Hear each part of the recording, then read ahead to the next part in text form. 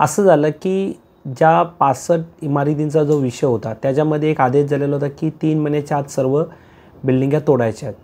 त्यामध्ये डिले झाल्यामुळे मी कंटेम्पची नोटीस सर्वांना पाठवली आणि त्यावर महानगरपालिकेच्या अधिकाऱ्यांनी सर्वांना पुन्हा त्वरित बिल्डिंगा रिक्त करावा अशा नोटिसा मारल्या. त्यावर तुलिप हाईट नावाची जी बिल्डिंग होती त्यांना याच्यात जरा भीती निर्माण झाल्यामुळे त्यांनी काल कोर्टापुढे मेन्शन केलं आणि अर्जन्सीमध्ये आज मॅटर लावला. तुलिप हाईट जी बिल्डिंग आहे तिने स्वतः इंटरव्ह्यूने एक ॲप्लिकेशन फाईल केलेला होता. त्यावेळेस कोर्टाचा मत असा आलेला होता की एकदा एखादी केसची फायनल जजमेंट झाल्यानंतर त्याच्यामध्ये इंटरव्ह्यूने ॲप्लिकेशन करता येत नाही, म्हणून तुम्ही एक स्वतंत्र रिट पिटिशन दाखल करावी आणि त्या संदर्भातच त्यांनी एक स्वतंत्र रिट पिटिशन दाखल केली. त्यामध्ये त्यांची मागणी अशी होती की त्यांच्या बिल्डिंगना रेग्युलाइज केलं पाहिजे. त्यांनी त्यांचे बरेचसे मुद्दे घेतलेले होते की त्यांची चूक काय, त्यांनी रेरा सर्टिफिकेट बघितलं, बिल्डिंग अधिकृत वाटली म्हणून त्यांनी बुकिंग केली, परंतु त्यांना 2021-22 लक्षात आला की ती बिल्डिंग इल्लीगल आहे, फॉर्ज डॉक्युमेंटवरती केलेली ही बिल्डिंग उभारलेली बिल्डिंग. तर हे सर्व विषय जेव्हा कोर्टाने आज जेव्हा हेअरिंगच्या वेळेस ही पूर्ण केस वाचण्यात आली, साधारण 2.5 तास हा मॅटर कोर्टासमोर चालला. त्याच्यामध्ये कोर्टाने पूर्ण मॅटर समजून घेतलं, वाचून घेतलं, त्यावर काही प्रश्न विचारण्यात आले आणि त्याच्यामध्ये बरेचसे तर्कसुद्धा काढण्यात आले. ह्यामधला पहिला प्रश्न असं झालं की ही बिल्डिंग तुमचं म्हणणं आहे की तुम्ही रेरा बघून घेतली, मग ही बिल्डिंग उभी कशी राहिली, याला जबाबदार कोण. त्यावर जेव्हा आर्ग्युमेंटमध्येच हा विषय आला की कोर्टाने निष्कर्ष काढला की ह्याला जबाबदार एक आयुक्त आहे, ह्याला वॉर्ड ऑफिसर आहेत. त्यांनी त्या सोसायटीला लगेच सांगितलं का तुम्ही जेव्हा अशी परिस्थिती आहे तर तुम्ही त्यांच्यावरती FIR केली पाहिजे आणि तसं FIR करण्याचा आदेशामध्येच एक प्रकारचं आर्ग्युमेंटमध्येच हा विषय झाला. दुसरा विषय असं झालं की ही बिल्डिंग कोर्टाने स्वतः सांगितलं की आज एका आदेशामध्ये पाडण्याचा आदेश झाला तर हिला कोणत्याही परिस्थितीमध्ये हिला पाडावीच लागेल. त्यामुळे त्यांनी कोर्टाने तुलिप हाईट्सला विनंती केली की जे काही महानगरपालिका कारवाई करणार आहे तिला तुम्ही आडवे जाऊ नका, ती बिल्डिंग पाडू द्या.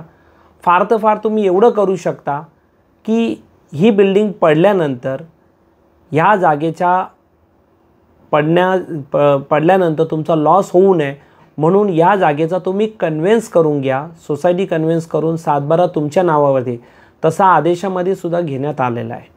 तर ही जेव्हा ऑर्डर निघणार तेव्हा निश्चित ह्या गोष्टी त्या दिसून येतील. त्याचबरोबर असं आलं की जे लोक ज्यांनी फसवणूक केली म्हणजे बिल्डर्स किंवा जमीन मालक किंवा इतर कोणी एजंट ज्यांनी जी फसवणूक केली तर त्याच्यामध्ये असं आलं की ते सगळे मोकाट फिरतात. मग अशा लोकांना काय केलं पाहिजे ह्यावर कोर्ट काही वेळ गप्प बसला, परंतु कोर्टाने लगेच पब्लिक प्रोसिक्युटरला म्हणजे हितेनजी वेणेगावकर यांना अर्जंटमध्ये बोलवायला सांगितलं. साधारण त्यांना यायला पण अर्धा तास लागला, परंतु ते आल्यानंतर त्याच्यामध्ये बऱ्याच गोष्टी विचारण्यात आल्या की आत्तापर्यंत किती FIR झाल्यात, किती लोकांना अरेस्ट झाले, काय स्थिती आहे. तर ही स्थिती राज्य शासनाला विचारली, म्हणजे राज्य शासनातर्फेच ते पब्लिक प्रोसिक्युटर होते. त्यांनी सांगितलं की मी सर्व माहिती घेतो.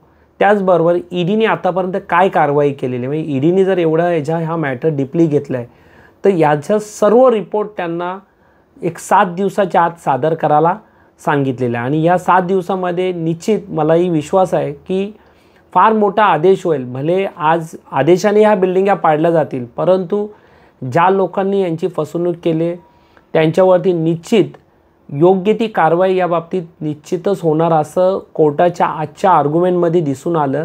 आणि तशी ऑर्डर आता अजून ऑर्डर लोड झालेली नाही, परंतु या 2-3 दिवसामध्ये कदाचित ती ऑर्डर येईल आणि त्या ऑर्डरमध्ये सर्व गोष्टी दिसून येतील. कसं झालं आहे की आत्ता अनेक वेळेला म्हणजे पूर्वी इल्लीगल कन्स्ट्रक्शनला काहीतरी रिलीफ मिळायचं, परंतु आता इल्लीगल कन्स्ट्रक्शनला कुठल्या प्रकारचा रिलीफ हायकोर्ट द्यायला तयार नाही, सुप्रीम कोर्टही द्यायला नाही. आजच्या आर्ग्युमेंटमध्ये एक मुद्दा आलेला की आधी इल्लीगल बांधायची आणि नंतर रेग्युलाइजला जायचं. असं का, म्हणजे चूक करायची नाही तर रेग्युलाइजसुद्धा नाही झाली पाहिजे, म्हणून कोर्टाने आज एक प्रकारचं त्यांना रेग्युलाइजसाठी पण विरोध केला. आणि मला आजच्या स्थितीवरनं क्लिअर दिसून येतो की ह्या बिल्डिंग्या किती काही झालं, कोणी किती वाचवायचा प्रयत्न केला तरी मला नाही वाटत की वाचू शकतील. म्हणजे जरी एक सन्माननीय मुख्यमंत्र्याची स्टेटमेंट असतील, महसूल मंत्र्याच्या स्टेटमेंट असतील किंवा खासदारांच्या स्टेटमेंट असतील, काही आमदारांच्या स्टेटमेंट आहेत, तर ह्यावरती क्लिअर दिसून येतो की किती काही केलं तरी शेवटी कोर्टापुढे काहीच नाही.